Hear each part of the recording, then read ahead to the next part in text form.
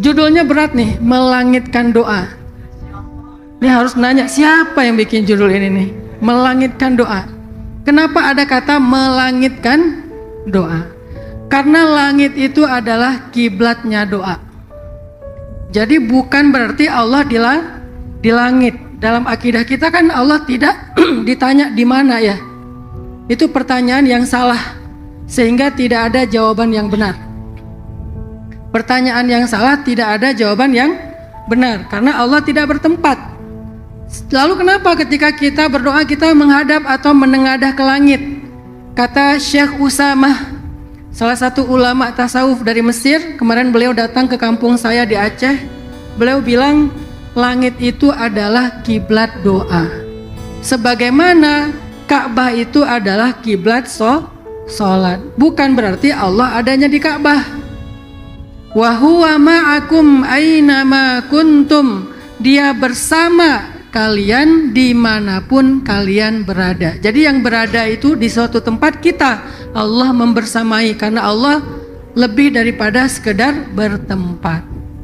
Maka istilah melangitkan doa ini kita coba satukan dulu frekuensi biar tidak jadi kesalahpahaman. Melangitkan doa di sini artinya berharap kepada Allah dalam doa dan mengandalkan doa dalam hidup.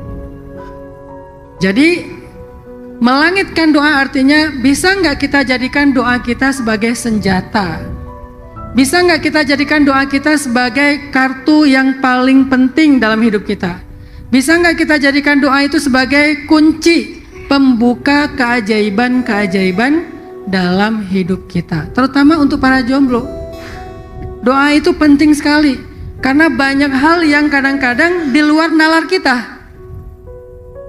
Keluar dari Masjid Al-Ikhlas, ngelihat seorang cewek, wah ini nih yang saya idam-idamkan, tipenya saya banget, nggak perlu pakai filter, asli. Karena yang saya lihat di TikTok itu fake. Kita lihat, Masya Allah, ini kayak Blackpink ya. Pas ketemu ternyata black on black misalnya. Misalnya, karena filternya banyak. Banyak. Kalau ini ketemu di depan Masjid Al-Ikhlas, saya ikhlas banget dengan yang ini misalnya. Langsung doa depan masjid, menghadap toilet tapi. Ya Allah, ini calon istri yang paling ideal yang selama ini saya cari. Saya nggak tahu namanya ya Allah. Saya juga nggak tahu akunnya apa. Akun itu bahasa Arabnya apa? Akun itu bahasa Arabnya kunyah. Kunyah itu artinya nama panggilan. Jadi bahasa Indonesia akunyah gitu. Cocokologi. Jadi akun itu bahasa Arabnya kunyah. Arti kunyah itu nama panggilan. Nama asli saya adalah pokoknya secret identity. Nama kunyah saya Hanan _ Ini saya salah ngasih nama nih. Saya nyesel sebetulnya pakai nama Hanan Ataki, karena itu nama terlalu berat. Karena saya belum bertakwa. Ini gara-gara istri saya ngasih, terus udah terlanjur followernya 9 juta, kan susah ngerubahnya. Astagfirullah. Jadi mau dirubah nanti takut di unfollow massal kan? Soalnya kemarin udah ada tuh unfollow massal gara-gara viral. Tapi Masya Allah, walaupun ada yang baper unfollow, mulai sekarang saya akan unfollow Ustadz. Yang follow alhamdulillah lebih banyak. Berkah para ulama. Saya lihat tuh di insight-nya tuh, di datanya, database-nya. Unfollow sekian ribu, yang follow sekian puluh ribu. Kenapa? Karena doanya para ulama. Sehingga kalau kita dekat dengan ulama, la tahzan, gak usah khawatir. Mendekat dengan ulama itu adalah salah satu bentuk kita tawasul mendekat kepada Allah. Oke, bagaimana cara kita menjadikan doa itu sebagai senjata kita? Gimana cara meraih keajaiban dengan doa? Gimana cara kita membuka hal-hal yang tertutup dalam hidup kita, mentok dengan doa? Sekuat apa sih doa dalam hidup kita? Doa itu teman-teman lebih dahsyat daripada ikhtiar. Doa itu lebih dahsyat daripada ikhtiar. Kalau kita merasa bahwa hidup kita, rezeki kita, karir kita, jodoh kita, semua tentang hidup kita itu tergantung usaha, manjadda wajada, maka siapa yang bersungguh-sungguh mendapatkannya, sebetulnya ada satu level di atas itu. Siapa yang doanya mustajabah, selesai semua urusannya. Siapa yang doanya mustajabah, selesai semua urusannya. Karena doa lebih dahsyat daripada ikhtiar. Makanya Imam Ibnu Athaillah As-Sakandari dalam kitab yang terkenal, para santri pasti tahu, kitab Al-Hikam, bilang gini, min alamati i'timadi alal amal nuqsanur raja' inda wujudiz zalal. Salah satu ciri orang yang terlalu bergantung sama amalnya, bergantung sama ikhtiarnya, bergantung sama usahanya, nuqsanur raja', berkurangnya harapan kepada Allah inda wujudiz zalal, ketika mentok dalam hidupnya. Orang yang terlalu bergantung sama ikhtiar, pakai hitung-hitungan dia, pakai rencana dia, begitu mentok, dia bakal jadi orang yang gampang berputus asa. Ditolak sekali langsung nyerah. Itu pasti orang gak mengandalkan doa tuh. Karena dia berhitung, kayaknya saya gak good looking, saya belum punya pekerjaan, suara saya gak sebagus Aldi Taher. Aldi Taher gitu-gitu ngalahin Coldplay loh. Orang nggak bisa beli tiket war Coldplay mending Aldi Taher. Tapi kata saya emang bagus sih, lebih keren daripada Coldplay. Dan saya lebih ngefans Aldi Taher daripada Coldplay. Masya Allah tuh suaranya. Sekarang ada lagi tuh yang perempuannya yang dapat apa tuh? Golden Buzzer tiket. Apa sih istilahnya? Dari Simon Perez. Simon siapa? Ya Simon lah pokoknya. Dapat tiket golden tiket. Masya Allah suaranya. Artinya kadang-kadang kita nggak pede teman-teman. Saya nggak punya modal mau nikah. Saya bukan good looking. Saya bukan orang yang suaranya bagus. Saya nggak punya modal finansial. Saya nggak punya apapun. Bukan keturunan kiai, bukan Gus, bukan Habib, bukan siapa-siapa. Tapi mau ngelamar seorang cewek yang ningrat, yang well educated, yang pendidikannya tinggi, yang sangat good looking. Lebih keren daripada cewek Korea. Cantik-cantik bidadari, bukan sekedar cantik-cantik ala Korea. Kita bukan opa-opa. Terus gimana? Apa yang bisa kita andalkan kalau kita udah gak bisa mengandalkan apa-apa dalam hidup kita? Andalkan Allah. Gak akan menyesal orang yang mengandalkan Allah. Gak akan kecewa orang yang meminta kepada Allah. Gak akan. Itu janji Allah. Kok bisa gak akan? Karena Allah gak pernah menolak doa yang baik. Pasti dikabulkan. Pasti. Wa idza sa'alaka ibadi anni fa inni qarib ujib. Tahu nggak ujib itu dalam bentuk pronoun, dalam bentuk grammar apa? Kalau bahasa Arabnya fi'lul mudhari, bahasa Inggrisnya present continuous tense. Artinya kalau dalam bahasa sosmed typing. Dalam bahasa sosmed typing, bukan lasin. Tahu nggak bedanya typing sama lasin? Atau online? Online dia baca, tapi dia nggak mau bales. Lasin dia baca, udah gitu ditutup lagi. Kalau typing, baca langsung balas, itu namanya typing. Kan kita seneng ngechat kalau sama orang yang aktif ya. Kita baru ngirim langsung dia typing. Udah gitu typing, balik nggak jadi ngirim misalnya. Ternyata tadi typingnya cuma pencet tapi nggak ngetik apa-apa. Nggak jadi, males. Ujibu dalam analogi sosial media, kalau kita biasa chat, itu tuh artinya typing, langsung respon. Bukan pernah menjawab, bukan saufa yujib, nanti akan dijawab. Bukan ujibu saat ini juga, berarti langsung typing kalau dalam bahasa kita. Sebegitu responnya Allah kepada orang yang berdoa, nggak ada delaynya. Manusia sering delay, kita kirim sekarang contreng abu sampai malam. Malam tiba-tiba contreng biru, ternyata nggak sengaja pencet. Udah contreng biru, dianggurin sampai beberapa hari baru dibales. Dibalesnya cuman ya. Nggak ada bahasa-bahasa yang menenangkan kita nih. Ya apa nih? Ya udah tahu atau ya mau nolongin.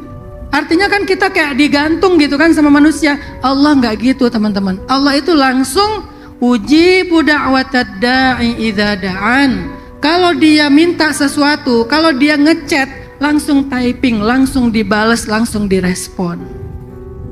Ini artinya doa itu sangat bisa diandalkan. Dan hidup saya sampai hari ini adalah hasil mengandalkan doa. Termasuk saya menjadi bagian dari keluarga besar Nahdlatul Ulama dan juga menjadi murid dalam madrasah Nahdlatul Ulama setelah 3 kali saya umroh dalam 6 bulan terakhir dan meminta kepada Allah.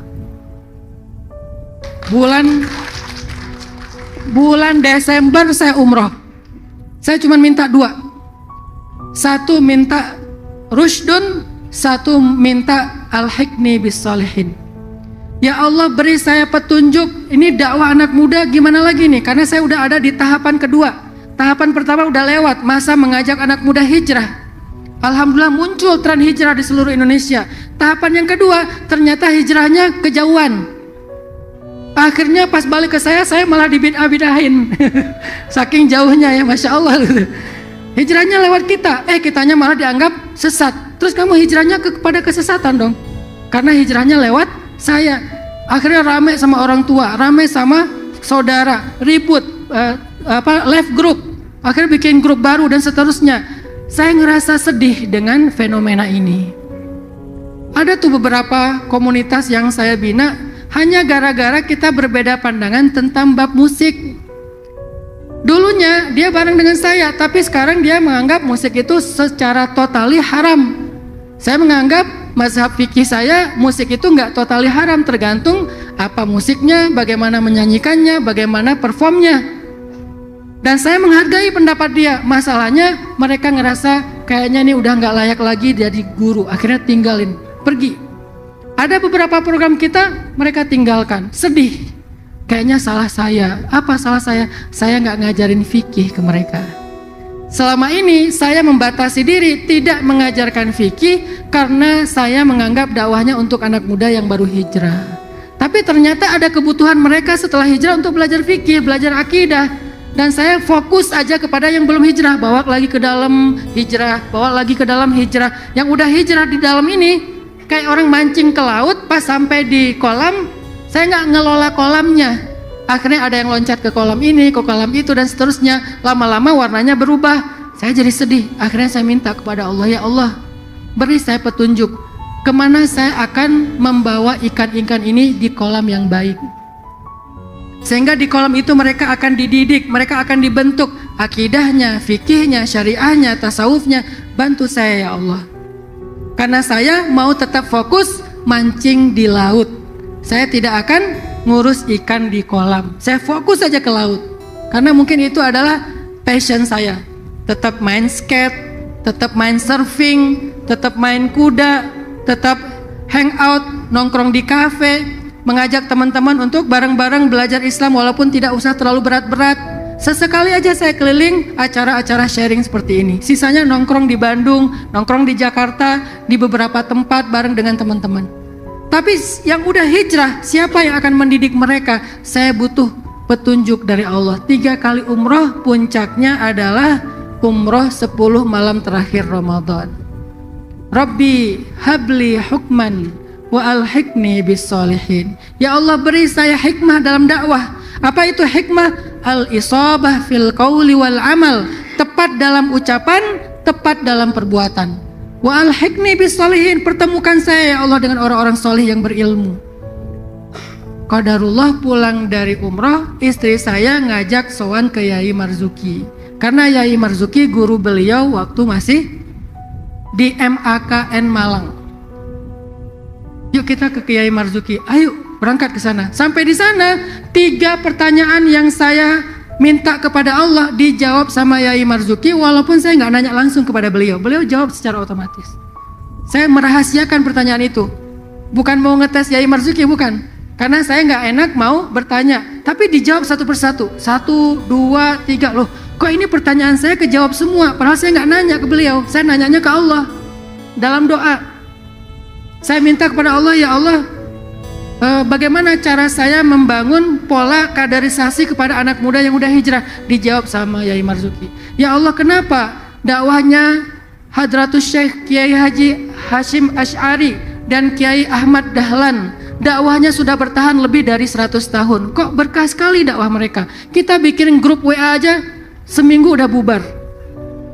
Grup WA doang tuh, left group, akhirnya bikin grup sebelah, tapi grup sebelah masih kepo ke grup yang sebelahnya. Di sana ngomongin apa sih? Kita bikin grup aja, sebulan 2 bulan bubar. Mereka bikin sebuah jam'iyah, sebuah madrasah, sudah 100 tahun lebih, bukannya berkurang makin bertambah. Kan berarti berkah.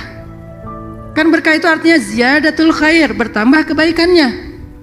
Pondok-pondok Muhammadiyah, pondok-pondok NU, Amaliyah Muhammadiyah, Amaliyah NU, semua pahalanya ngalir kepada para pendiri. Kebayang nggak berapa juta orang yang beribadah setiap hari ngalir pahalanya ke Hadratus Syekh dan ke Kiai Haji Ahmad Dahlan. Itu berarti berkah banget tuh dakwahnya. Yang lebih dahsyat lagi, Imam Asy-Syafi'i yang dakwah beliau dengan mazhab Syafi'iyah sudah bertahan lebih dari 1200 tahun. Karena beliau adalah mujaddid fil mi'ah al-atsaniyah. Beliau mujaddid tahun abad kedua. Berarti sudah 1200 tahun lebih. Berarti siapapun yang sholat, kemudian puasa, zikir, apapun ibadah yang dilakukan dengan mazhab Syafi'iyah, maka mengalir pula pahala jariyah kepada Imam Asy-Syafi'i dan murid-murid beliau. Saya penasaran rahasianya apa? Apa rahasia Kiai Arwani di Kudus memiliki pondok yang sampai hari ini bertambah terus santri-santrinya dan para hafiz Al-Quran semuanya? Apa rahasianya?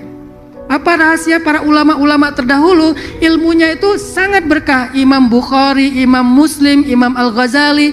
Kenapa berkah sekali? Itu saya tanya dalam sholat saya ketika di Mekah. Dijawab sama Yai Marzuki walaupun saya nggak ngomong ke beliau. Ini dahsyatnya doa. Jadi nggak selalu harus kita mikirin program, bikin strategi, ikhtiar sana sini. Boleh, tapi nomor satu bukan itu. Nomor satu adalah berharap dan andalkan Allah. Sehingga muncullah kalimat tadi, min alamati i'timad alal amal nuqsanur raja inda wujudiz zalal. Salah satu tanda-tanda orang terlalu bergantung sama ikhtiar, sama rencananya sendiri, dia berkurang harapannya kepada Allah ketika mentok. Makanya kalau kita lebih mengandalkan Allah, nggak ada kata mentok, nggak ada kata mustahil, semuanya bisa. Bahkan hidup saya selalu saya andalkan dengan doa, kemudian baru ikhtiar. Bukan ikhtiar dulu baru doa, doa kemudian baru ikhtiar. Dulu ketika masih kuliah di Mesir, kenapa ada orang yang rakyat jelata seperti saya menikah dengan seorang anak kiai? Kalau di Jawa panggilnya apa? Ning ya. Kenapa rakyat jelata seperti saya, anak tukang pangkas, bapak saya tukang pangkas, bukan kiai, bukan siapa-siapa, bisa menikah dengan seorang Ning di Mesir, sama-sama kuliah di Mesir? Apa modal saya? Dalil, lebih jago dia. Harta, saya waktu itu nggak punya apa-apa. Penampilan, lebih parah. Sekarang aja udah mulai agak-agak skincare, Kalau dulu, wah parah pokoknya. Terus rambut saya dulu tuh dipakai gel tuh yang mengeraskan rambut tuh ya. Terus diberdiriin gitu.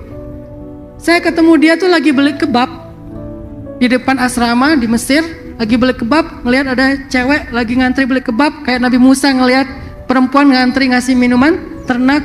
Terus saya tanya, ma khotbuki? Kalau dulu Nabi Musa nanyanya ma khotbukuma, kamu ada masalah apa? Kamu kenapa? Ini mau ngantri beli kebab, ya udah biar aku beliin. Kok kamu baik banget sih? Alhamdulillah, dilalah dari situ, alhamdulillah jadi. Saya bilang, saya nggak mau pacaran, boleh nggak? Saya serius sama kamu. Serius apa? Serius bayarin kebab. Bukan, itu mah tetap bayar sendiri-sendiri. Cewek kan suka gitu ya, pura-pura nggak ngerti ya. Dia pengen kita tuh sampai apa ya, sampai memohon-mohon gitu, cewek banget lah gitu tuh. Makanya kalian jangan gengsian sama cewek. Kalau gengsian ditinggal, udah kalian rendahkan aja diri kalian. Serius apa sih? Ya aku mau serius sama kamu. Kita nikah. Oh ya udah, coba saya izin dulu ke orang tua. Saya telepon ibunya di Tuban. Ibu, saya dari Aceh, nama saya Fulan, saya ingin melamar anak ibu. Oh iya, saya gimana anaknya? Oh anaknya mau kok, saya yang jawab. Orang dia, ibunya nanya ke anaknya, tapi saya yang jawab. Pokoknya maksa aja. Alhamdulillah, tapi dengan satu masalah baru, apa? Saya nggak punya modal. Setelah diterima, baru saya bilang boleh pinjam nggak? Duit $500. Hah? Kok minjem sih? Buat mahar. Ini orang soleha banget, baik banget. Mau nikah, duit mahar dia yang pinjemin. Kenapa? Karena saya nggak punya modal. Tapi saya bilang saya mau umroh, mau haji sebagai petugas, namanya petugas musiman haji Temus dari Mesir. Nanti kalau pulang haji, insya Allah ada rezeki saya ganti. Sampai hari ini alhamdulillah belum saya ganti. Karena udah dikasih lebih dari itu insya Allah ya. Akhirnya berangkatlah Temus. Nikahnya di mana? Nikahnya di Mekah. Istri saya di Mesir. Kok bisa gitu Ustaz, LDRan? Mertua saya pengurus Masjid Asmorokondi di Palang. Beliau haji waktu itu. Qadarullah busnya nyasar. Pas sampai di Mekah busnya nyasar. Ini kan calon mertua nih, udah save nomor handphonenya dong. Busnya nyasar, pembimbingnya juga bingung, nih kita ada di mana? Satu rombongan nyasar, di antara satu kloter cuma rombongan itu doang yang nyasar. Beliau nelpon saya, anak, wah dipanggil anak. Belum dipanggil Le, belum. Nah, Abah nyasar nih. Oh iya Bang, nggak apa-apa, biar saya cari. Abah di situ aja, tenang. Padahal saya nggak ada Sherlock, nggak tahu di mana. Pokoknya Bismillah saya cari, nemu. Saya nemu busnya, pas saya masuk ke dalam bus langsung diumumin sama Abah, ini menantu saya. Wah, sebus itu langsung ngasih selamat. Langsung didoakan. Beres ibadah haji kan nggak boleh nikah dalam keadaan ihram. Beres ibadah haji, maka akad nikah yang langsung dipimpin sama Abah dan istri saya cuma nunggu dengan deg-degan di Mesir. Begitu beres, saya terima nikahnya bla bla bla bla. Sah, saya langsung telepon.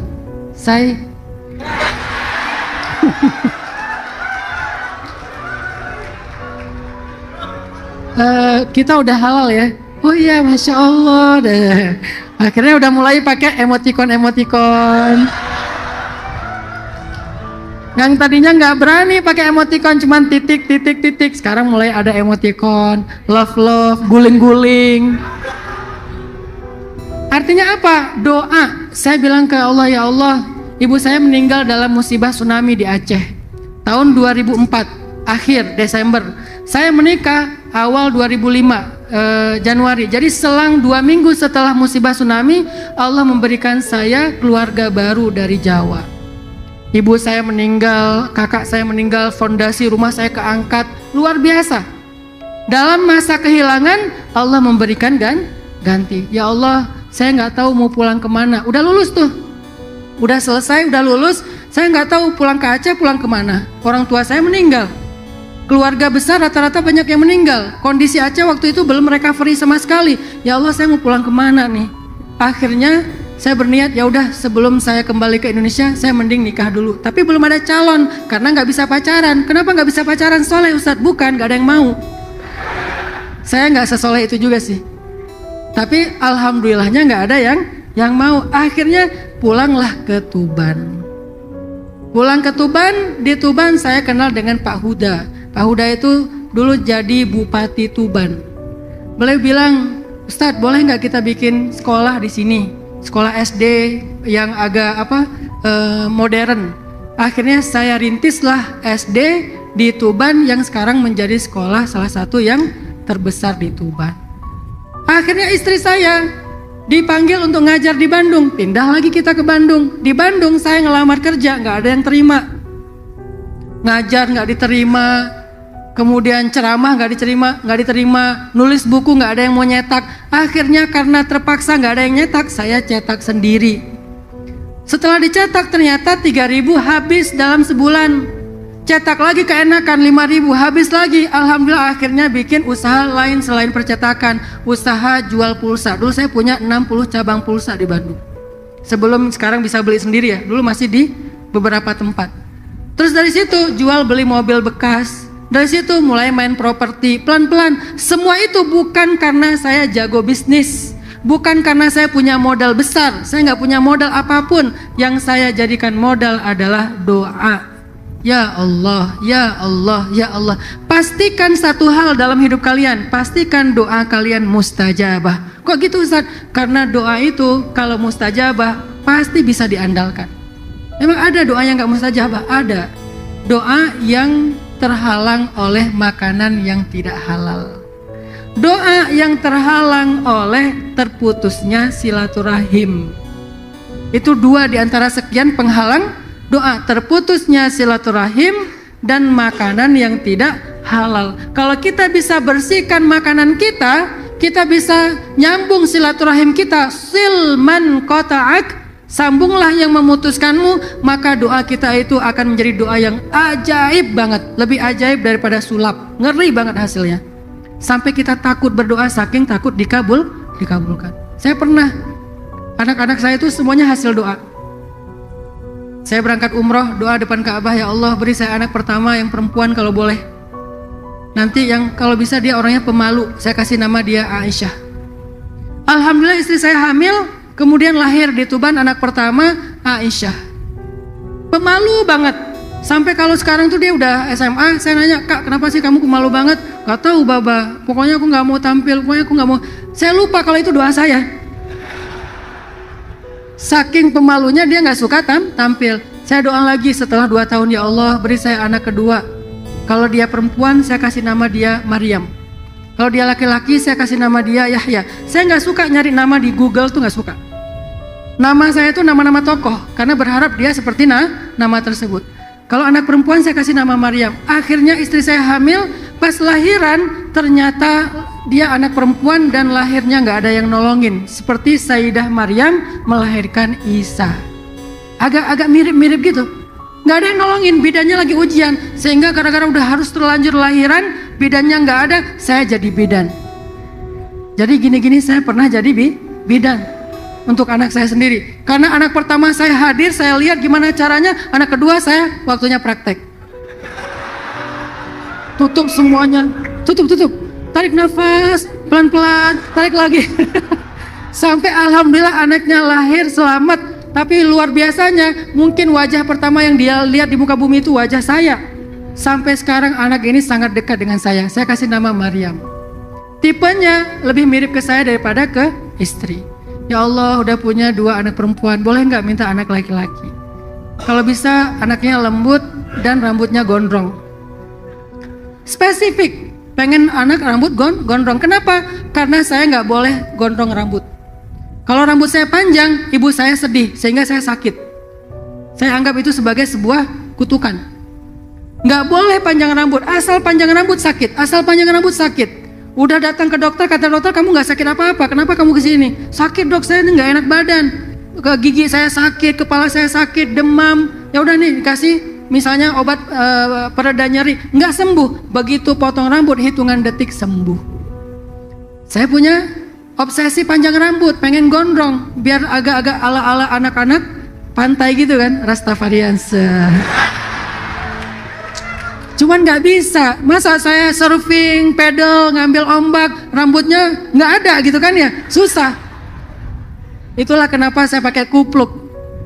Sekarang udah mulai membiasakan diri pakai peci, walaupun masih kadang-kadang suka miring. Biasanya pakai kupluk. Kenapa kupluk itu ala-ala anak street? Bukan karena dingin, kadang-kadang maksa juga di tempat panas pakai kupluk, pas dibuka, wah aromanya luar biasa. Artinya pengen rambut gondrong. Alhamdulillah anak ketiga lahir cowok, lembut, pas lahir nangisnya, ini anak nangisnya pakai irama. Akhirnya saya kasih nama Yahya. Yahya Ayyash. Lalu ketika dia rambutnya udah panjang, masuk sekolah, sama guru disuruh potong. Saya bilang nggak boleh. Tapi di sekolah kita peraturannya rambut nggak boleh panjang, Pak. Kita bikin sekolah.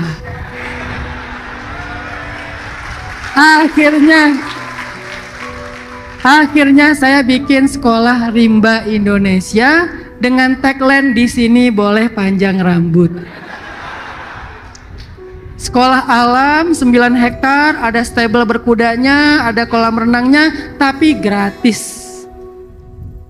Gratis. Saya nggak mau memungut biaya. Bagi saya pengen bikin tren sekolah Islam yang bagus, yang mahal tapi gratis. Baru ada satu di Bandung. Saya cemburu sama sekolah bule yang ada di Bali, namanya International Green School. Itu sekolah keren banget, tapi mahal. Kenapa anak-anak kita nggak punya? Saya bikin aja. Alhamdulillah ada tanah 9 hektar, gunung, dan mereka sekarang udah ada 3 angkatan. Bayangin gratis tapi punya stable sendiri, punya farming sendiri, punya ternak sendiri. Wah, pokoknya dikasih apapun yang mereka butuhkan. Nah, gara-gara Yahya pengen masuk sekolah tapi disuruh potong rambut. Ya Allah, saya pengen banget punya anak perempuan yang matanya dekok. Apa dekok? Masuk. Itu mata orang Aceh tuh, rata-rata dekok, nggak belok gitu ya. Kalau diginiin masih bisa buka-buka mata gitu, saking dalamnya. Saya pengen punya anak perempuan yang matanya dekok, yang nanti saya kasih nama dari nenek moyang saya, salah satu pahlawan dari Aceh, Cut Mutia. Alhamdulillah istri saya hamil, lahir anak perempuan matanya dekok, saya kasih nama Mutia. Mutia itu dari bahasa Arab, muti'ah, artinya perempuan yang taat. Sampai ke Indonesia karena susah bilang ain, jadinya Mutia. Cocokologi lagi. Yang terakhir, ya Allah, saya pengen punya anak laki-laki, tapi pengennya jangan yang gondrong, yang rambutnya kruwel, yang rambutnya keriting. Dan dia anaknya tuh ini banget, senang tampil, senang action. Kalau dia laki-laki saya kasih nama Ertuğrul Gazi, karena saya waktu itu lagi senang-senangnya serial Turki, Ertuğrul Osman dan bla bla bla lah. Saya kasih nama Ertuğrul Gazi. Lahir, ternyata saya kasih nama Ertuğrul Gazi, benar, rambutnya keriting. Senangnya apa coba hobinya? Reog Ponorogo. Hobinya reog Ponorogo. Setiap hari ngereog. Saya beliin tuh di marketplace kostum reog ya, dari kepala sampai kaki. Setiap hari dia pakai dan ngereog. Kadang-kadang guling-guling di lantai. Saya tanya, "Dek, kamu ngapain?" "Ntar, Bah, aku lagi kesurupan." Wah. Umurnya berapa, Ustaz? Umurnya 4 tahun, udah kesurupan. Saking menjiwai seni budaya reog. Terus ganti lagi, pengen apa? Pengen berkuda, pokoknya action aja. Persis seperti nama, persis seperti doa. Yang mau saya sampaikan apa teman-teman? Andalkan doa. Terutama di tempat waktu yang paling istimewa. Cari tempat istimewa, cari waktu istimewa, lalu minta kepada orang istimewa, maka doa itu sangat bisa kita andalkan. Apa tempat yang istimewa? Yang paling tinggi pastinya di Ka'bah. Terutama di depan Multazam. Walaupun di sekeliling Ka'bah semuanya istimewa, tapi puncaknya ada di Multazam sama di Hijr. Nanti di tempat lain di Raudhah, di tempat lain di Makam Ibrahim, banyak tempat di sana, di Bukit Safa, di Bukit Marwah. Jadi kalau ada anak-anak muda yang bilang saya umrohnya nanti aja kalau udah umur 30-40 tahun, salah. Kenapa? Justru kalian butuh keajaiban ketika masih jomblo. Maka keajaiban itu hanya bisa kalian dapatkan di tempat yang paling istimewa. Minta di sana. Dulu di zaman sahabat itu ada 4 orang anak muda. Salah satunya Abdullah ibnu Umar. Kemudian ada Abdul Malik bin Marwan, generasi tabi'in. Mereka lagi tawaf ceritanya. Lalu Abdullah bin Umar bilang gini, "Sal tu'tah." Minta yuk, mumpung kita depan Ka'bah, insya Allah akan dikabulkan sama Allah. Akhirnya salah satu dari mereka berdiri di rukun Yamani. Kan Ka'bah itu 4 rukun, Hajar Aswad, Syami, Iraqi, Yamani. Di rukun Yamani dia berdoa. Ternyata dia hajatnya apa? Hajatnya pengen nikah sama seorang selebgram. Ini istilah kita ya. Siapa selebgram itu? Namanya Sukainah _Husain. Kok ada underscore, Ustaz? Underscore itu binti. Biar lebih sosial media gitu. Sukainah bintu Husain, seorang perempuan cantik, hebat yang ada di Irak. Sementara laki-laki ini ngerasa nggak pede, saya nggak, kayaknya bukan tipenya Sukainah deh, saya nggak sekeren BTS deh, saya nggak sekeren Jungkook deh, nggak good looking deh, jadi kayaknya saya nggak pede nih bisa menjadi suaminya Sukainah. Tapi saya punya sesuatu yang bisa menaklukkan Sukainah, apa? Doa. Akhirnya dia berdoa depan rukun Yamani, dia bilang, ya Allah zawijni, ya Allah nikahkan aku dengan Sukainah bintu Husain. Selang setahun kemudian, maka dia pun menikah dengan Sukainah bintu Husain. Walaupun yang mau melamar Sukainah itu sangat banyak, tapi dia memilih orang ini. Keajaiban doa. Jadi nggak ada yang mustahil teman-teman. Kalau doa tuh jangan tanggung. Ya Allah, mana yang ada duluan aja deh. Ya Allah, yang pertama ketemu di depan. Kalau yang ketemu di depan nanti ternyata udah punya cucu gimana? Kan janda mana gitu ya. Tapi janda ini udah punya cucu gitu. Makanya kalau doa itu yang tinggi standarnya. Boleh nggak Ustadz menyebut nama? Boleh, ini dalilnya. Ada tabi'in yang menyebut nama Sukainah bintu Husain dalam doanya. Yang nggak boleh menuntut Allah. Berharap boleh, spesifik boleh, nuntut nggak boleh. Apa itu nuntut? Pokoknya kalau nggak itu moh. Kalau bukan itu saya nggak mau. Pokoknya harus itu. Itu namanya sok tahu. Allah lebih tahu tentang kebutuhan kita daripada diri kita sendiri. Tapi berharap boleh. Kalau nggak dikasih persis seperti yang kita minta, la tahzan. Kenapa? Karena biasanya diganti dengan yang lebih baik dari yang kita minta. Makanya kasih standar yang tinggi. Kata yang di atas, akhwat, yang cewek-cewek doa, ya Allah minimal tinggi badannya 2 meter. Dikasih 4 meter ya, wah, gak bisa naik kendaraan kemana-mana, jalan kaki, gak ada mobil yang muat ya. Artinya kasih standar yang tinggi. Nanti kalau gak dikasih persis sama Allah, dikasih yang lebih baik. Allah lebih tahu kebutuhan kita. Andalkan doa teman-teman. Ada lagi cerita tentang seorang ulama namanya Ibrahim bin Adham, orang yang selalu mengandalkan doa. Suatu ketika Ibrahim bin Adham lagi naik kapal dan di tengah laut terjadi badai, ombak besar, orang-orang panik, semuanya memanggil, ya Ibrahim, ini gimana nih, sebentar lagi kita tenggelam. Kemudian dengan tenang Ibrahim mengangkat kedua tangannya mengatakan, ya Rabbana, qad araitana qudratak, fa'arina rahmatak. Ya Allah, Engkau telah perlihatkan kepada kami kekuasaanmu, kebesaranmu. Sekarang tampakkan dan perlihatkan kepada kami kasih sayangmu. Tiba-tiba badai itu reda, ombak itu tenang, dan mereka selamat. Itu dahsyatnya doa. Ustaz, kenapa doa saya nggak bisa gitu? Periksa makanan kita. Atib mat'amak ya Sa'ad, kata Nabi kepada Sa'ad bin Abi Waqqas. Periksa makanan kita. Halal kok Ustaz, saya makan nasi, makan ayam. Periksa dari mana kita mendapatkan sumber makanan kita. Bukan cuma jenisnya, bagaimana kita mendapatkannya. Apakah halal, apakah zalim, apakah kita mengambil hak orang lain, apakah kita berbohong, menipu, dan seterusnya. Periksa makanan kita. Karena resiko dari makanan yang gak halal adalah tertolaknya doa. Padahal doa itu kunci hidup kita. Jangan gadaikan doa hanya untuk makanan yang mengenyangkan sesaat.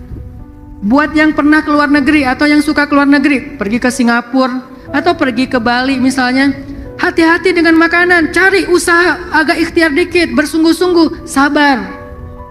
Karena tidak semuanya ayam itu halal. Kalau tidak disembelih dengan nama Allah, ya berarti dia tidak halal. Cari rekomendasi di internet, oh ternyata warung itu halal.